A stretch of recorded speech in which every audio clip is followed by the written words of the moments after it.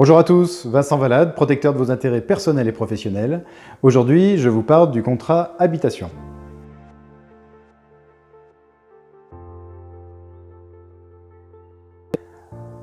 Alors, aujourd'hui, je vous parle de l'habitation, comment ça fonctionne.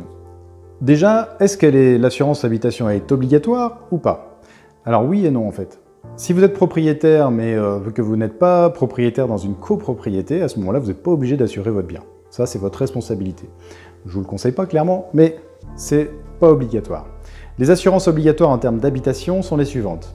Si vous êtes locataire ou bien si vous êtes copropriétaire, donc dans une résidence par exemple, propriétaire d'un appartement, donc vous êtes copropriétaire, vous êtes donc occupant, à ce moment-là vous êtes tenu de le faire, et si vous êtes non occupant aussi, dans le cadre toujours de la loi Allure, on vous impose d'avoir une assurance propriétaire non occupant, donc c'est depuis 2015.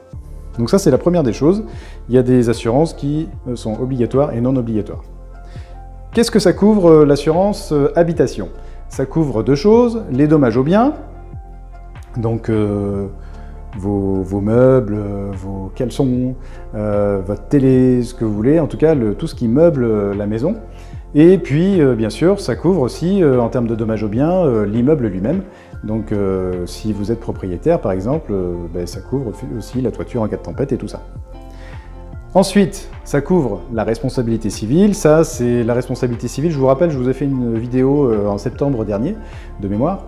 La responsabilité civile, c'est tous les dommages que vous causez aux autres. Alors, les dommages que vous causez aux autres, de votre fait, mais aussi ça peut être du fait de vos enfants, de vos animaux, ou de toutes les choses dont vous avez la garde. Donc, il y a aussi la responsabilité civile liée à votre immeuble. Je m'explique simplement. Si vous avez une tuile pour X raison qui tombe sur la tête d'un passant, vous êtes responsable. Et donc c'est ça la responsabilité civile immeuble. Donc je répète, trois choses, dommages aux biens, responsabilité civile personnelle, donc la vie privée, et la responsabilité civile liée à l'immeuble. Petit focus pour cette vidéo-là, et après je vais arrêter là parce que sinon ça va être trop long. Je vais faire un point sur la garantie, vous savez, des iPhones ou des téléphones portables, ce genre de choses, ou des tablettes, bref, tout ce qui a une vitre, en fait, qui peut se casser.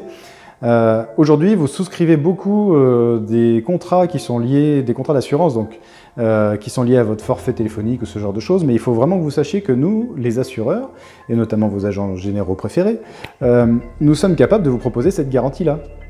Et souvent pour moins cher par rapport à ce que vous donnez chaque mois. Donc faites le point avec nous. Si ça vous intéresse, contactez-nous directement, ce sera plus simple.